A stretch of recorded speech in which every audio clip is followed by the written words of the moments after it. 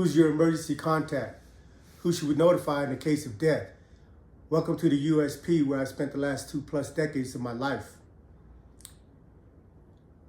I'm still in the SHU.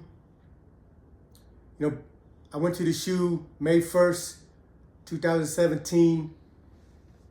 I didn't get out until about October. So what was that? May, June, July, August, September, October. 5 months, almost 6 months before I got back out in the compound. But it's nothing new. You know, it seems like every time I go to the penitentiary or every time I get transferred within the first month, somehow, some way, I make my presence known.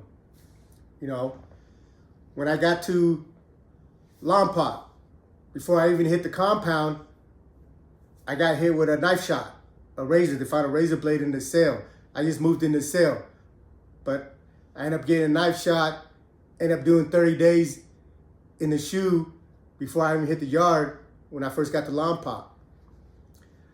Beaumont was the only prison that I went to that I didn't get caught up in the first month, you know. Victorville, when I went to Victorville, man, the 2 years I spent in Victorville, I was probably on the compound only 6 months. You know, when I got there, we went on a lay down. We shut down the prison. Me and my cellie Kojo organized a lay down in Victorville, shut down the prison, laid out for 3 months. They came and scooped me up, locked me up for another 3 or 4 months before I was able to be put back on the compound. Then after that, I got caught with some wine, went back to the SHU in Victorville, ended up getting stuck in the SHU for 3 months, and then having to do a 6-month step-down program. Because you have to SHU where you're locked down 23-1. Then they had this pilot program in Victorville where if you qualify for the program, which they said I did, you go to a unit, which was 1A, which you do a 6-month program, phase 1, phase 2, phase 3. Then after that, you can go back on the compound. So I got stuck in that for 6-9 months because while I was in the SHU, in the program, I ended up going back to the SHU for refusing a direct order. So after I come back out to the SHU, I think I was on the compound for maybe 4 months, end up stabbing somebody, going to the SHU, getting transferred to Beaumont. When I get to Atwater, you know, they had a big incident with the California blacks, which is basically all the blacks and the white boys in 2B. And right before that, they had a killing where 2 homies killed the police. I get locked up on unrelated incident for attempted introduction, end up going to the SHU and not coming back out till May. So SHU time is normal to me. I get in there, I do my program, I read my books, listen to my radio program.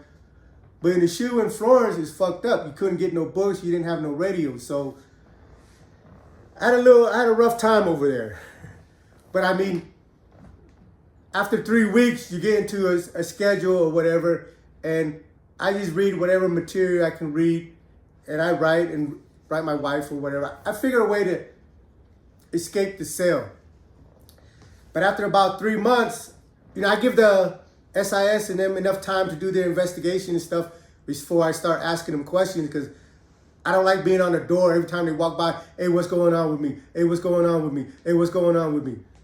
One, I don't want to be doing that, look like I'm crying. And 2, they're going to get tired of it and not want to give you any type of answer to anything anyway, because you're bugging them every time they fucking come through. So I know it takes at least 30 to 90 days for them to complete their investigation. So I'm not even going to hit them up before then. So after about 3 months in there, I asked them, you know, when they came through, I'm out in the rec cage, you know, because once a week, all the administration, SIS, CO, staff, they come through the SHU to do their walkthrough, where they give you people that's in the shoe a chance to air their grievance or ask questions or whatever. So once a week, you're able to see all the lieutenants, the warden, and everybody that comes through. So when the SIS come through, I knock on the gate. I say, hey, excuse me. Hey, my name is so-and-so. She goes, yeah, I know who you are. I'm like, all right. I mean, I'm sure they know who everybody in the penitentiary is.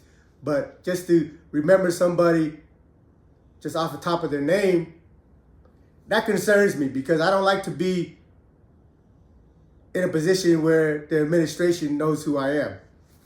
You know, I like to build it up. I don't want that to be like the first freaking week I get there. I like to build it up after I've been there a few years. But, so I'm like, hey, so what are you guys doing with me? You guys shipping me out? What's going on? And they looked at me. They're like, who you run with? And look in my cage and they see my cell, he's a native. He goes, you native? I said, no, I'm not native, I'm Asian. Because I don't run with anybody. I go, yeah, we have a rapport with the natives. I can sell you up with them, but I'm on my own time. He goes, you guys don't have an Asian? He goes, and he goes, yeah, you guys are too small to have a really an Asian Islander car. Because there was only like 8 people, 8 homies we had, that was on the yard. But after my incident, there was only like 2 people left on the yard. I think it was only, the only 2 people left on the yard was Scope and Sonny, the Korean dude. Everybody else is in the shoe. So he's like, so he looked at me and he's like, well, who are you? And I don't understand that question. I'm just me. I go, what do you mean? He goes, well, I have a lot of people asking about you. When you're in the shoe, the SIS determine who comes back out depending on who's being asked for. Let's say I get in a fight with one of my homeboys. We'll just name him Mike. I get in a fight with Mike. We go to the shoe. The homies on the yard, they know what happened with the altercation, so they know who's good and who's bad. So instead of saying, hey, let Mike out and keep Mason locked up because Mason's fucked up, they'll just be like, hey, what's up with my homie Mike? When are you guys letting him back out?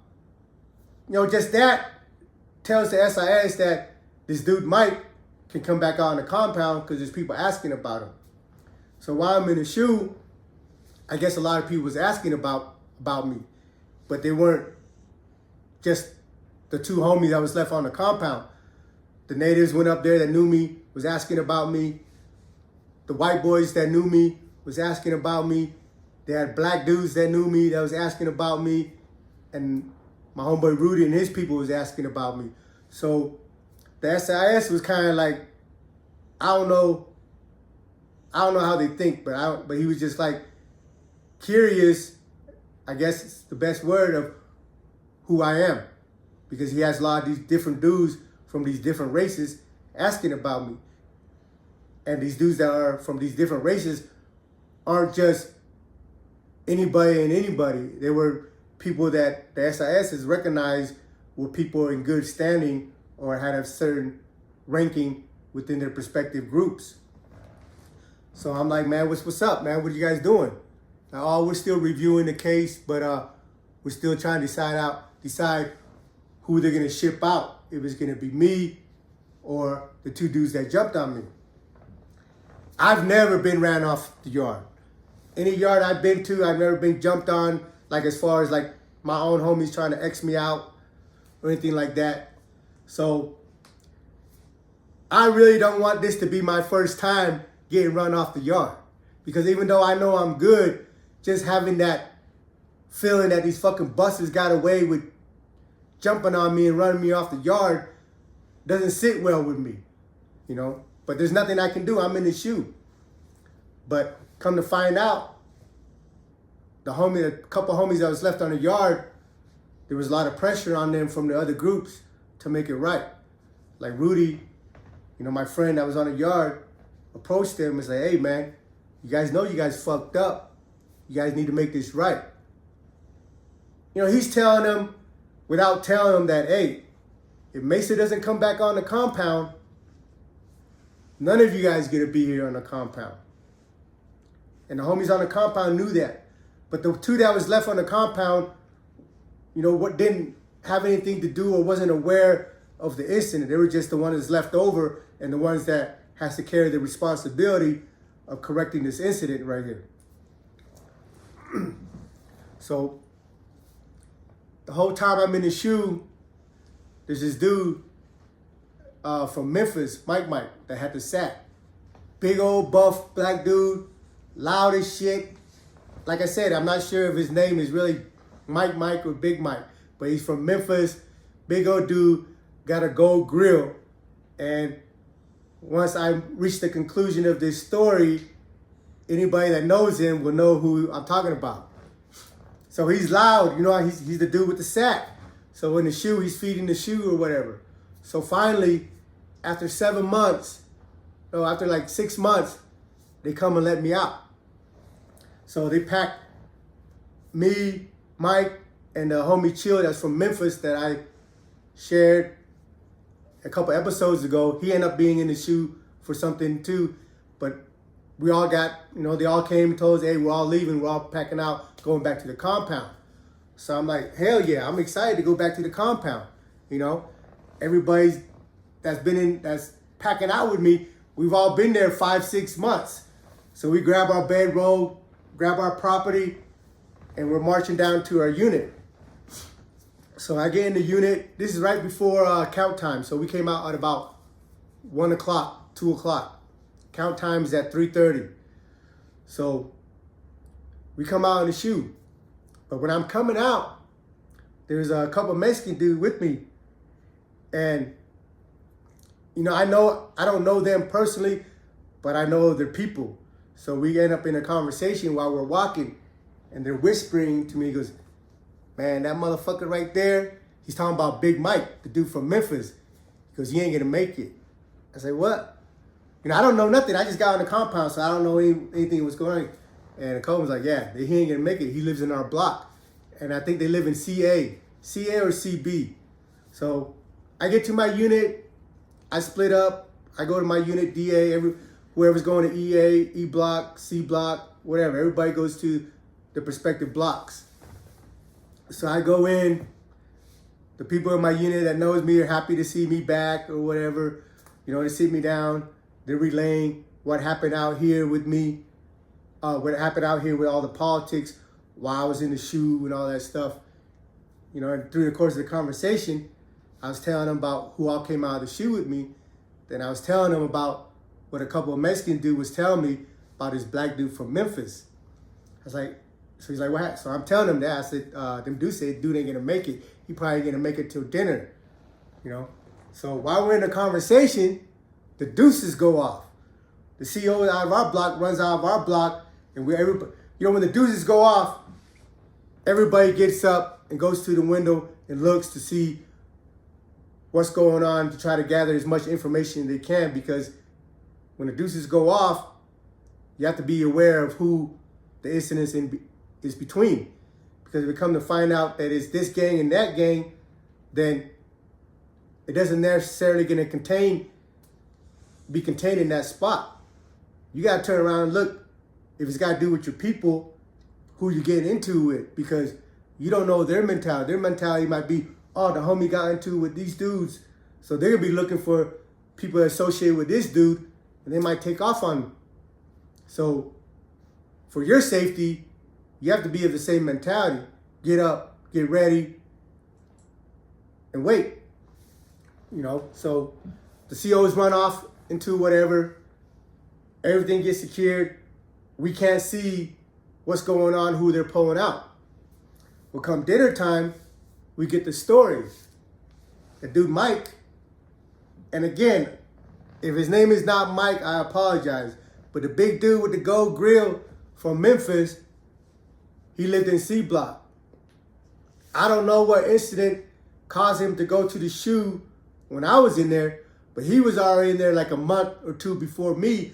So he was in that motherfucking shoe for like 7-8 months before he came out with me. But I guess he went to the block, and after he got settled in, he was sitting in the cell. they said about 4 or 5 blood dudes rushed in his cell and pulled knives out on him. They had him in the cell. Now, when I say this dude is big, I mean the dude is big. He's about maybe 6'1", and his arm, his bicep is like the size of my head. He's a big old buff dude, right?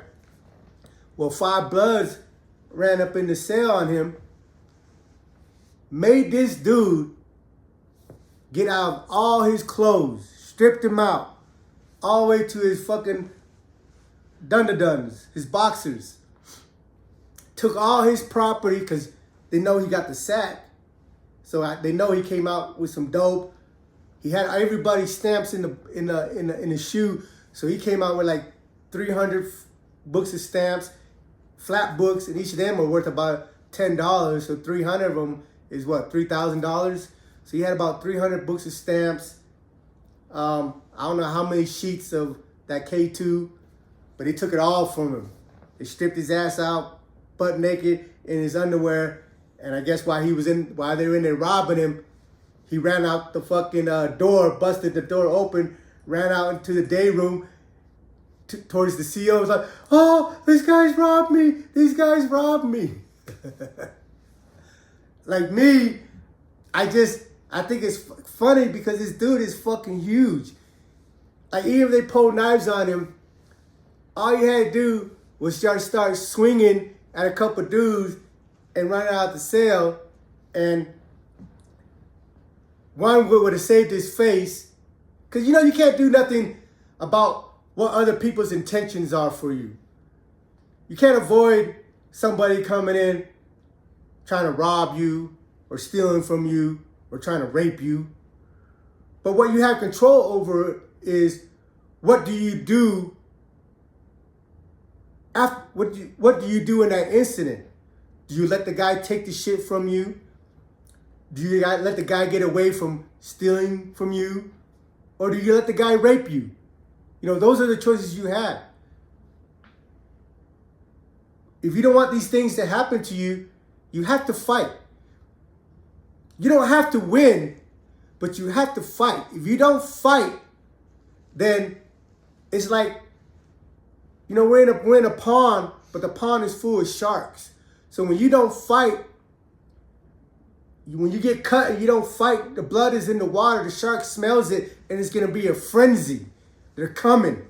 So if you don't fight when somebody disrespects you or somebody fucks you over, then get ready for the wave, because all the predators, all the sharks, all the lions, they smell it. They smell the fear. They smell the cowardness.